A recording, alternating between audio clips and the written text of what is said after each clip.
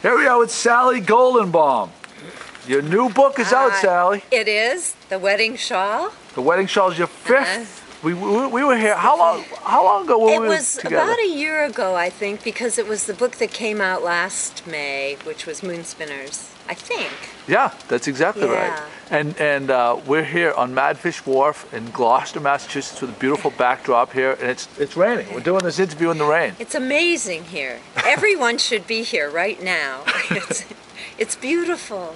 Oh man! Well, your books are. It's the seaside village that your books are set is called. It's called Sea Harbor, and it's fictitious. But it's based off of Gloucester. But it's based off Gloucester, and all the places. There's even an art colony in the little town of Sea Harbor that's kind of like the baby brother of Rocky Neck. So being here today, right on Rocky Neck, is real inspiring to me, as is Good Morning Gloucester. Oh. Do you just now? You say this because we're Good Morning Gloucester is in the acknowledgments of this book. And it should be, because Good Morning Gloucester is my good morning inspiration. I live in Kansas, and I write about a little seaside village, and Good Morning Gloucester pulls me into the village every day. And honestly, I'm not putting you on because I'm sitting here in front of you. It's really true. It's amazing. I need that for inspiration. Oh man. Kansas though. Yeah, landlocked Kansas. I mean, for you to get that kind of inspiration from Good Morning Gloucester for these kind of books, it's kind of wild. I'm honored. Well, you should be honored because you are an inspiration. Yeah. And your blog and the my people. Contributors, exactly, yeah. The contributors. I feel like I know these people, and then I come and I get to meet them in person. It's like meeting a celebrity. Oh, stop. Well, listen.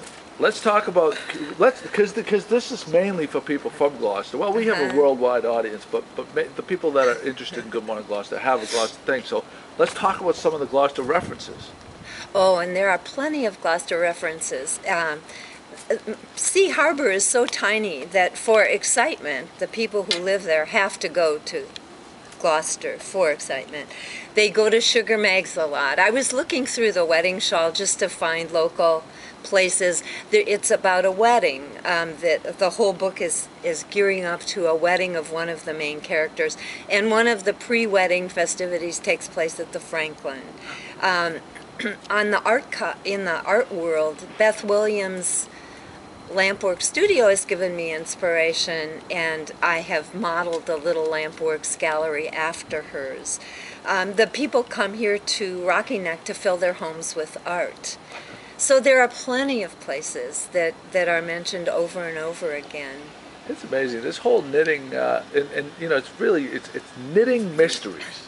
Well, and that reminds me of another connection. The Blue Shutters Inn here in Gloucester, they hold knitting weekends, and I've been in touch with Tony, the owner of it, and he has a little display of the knitting books that are set in that area, and he hosts knitters many weekends. They bought that place, I don't know how long ago, I don't know if it's a year or two ago, but they've really become community people. They have different events, like every other weekend there's something amazing, going on there. isn't it? It's nice to see it's not just some stodgy old place, that they're drawing people in from out of town, and for all these different.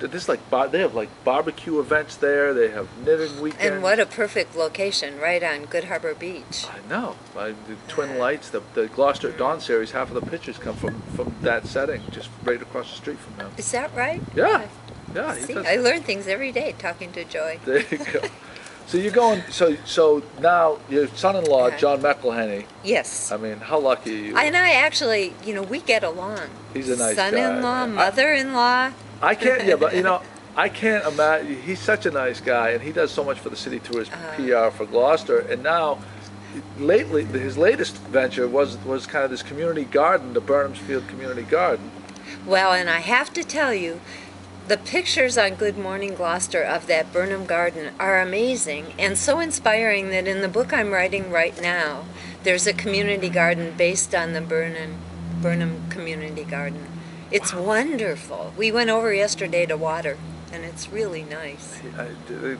Your son-in-law he's an inspiration to all of us, and they just won awards. They just won a couple of awards for promoting Gloucester. And I found that out from you because he's humble. He didn't tell me. He doesn't talk about himself nearly That's enough right. to pull this out of him. So your new book, so the series is still going on. The series is still going on. So this book has been released or is being released? It is released. It was released in May. In May. The Wedding Shawl was released in May. And it's available everywhere. All the bookstores, Amazon. Bookstore Gloucester? I'm not sure. I haven't been down there. They usually like to carry paperbacks. Yep.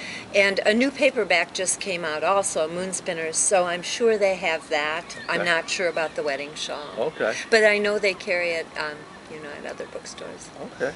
Fantastic. And so now you have this. It's based off of Gloucester, and it's the same. Do you have trouble finding inspiration of new stories to come up with, or how does that process work? Well, first of all, I have family here, so I want to set it here because I love to come here. But I also have family in California, and I haven't really thought about writing a series there. Gloucester has two things going for it, I think. They have an amazing history, and one of your new contributors, EJ, has pulled me into a lot of tidbits about the history, and she also has a wonderful gallery. She's good. That's right. So it has this very rich history that I can dip into. In the Wedding Shawl, for example, I went and looked at all the history of the stone quarries, and the Wedding Shawl actually starts out with a cold case of a young girl who drowned in a stone quarry. Oh, wow.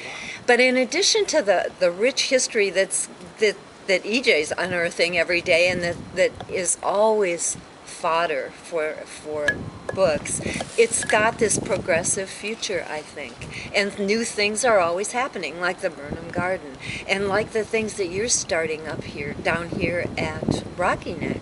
There's always something happening. So there's the St. Peter's history, and then there's this wonderful future.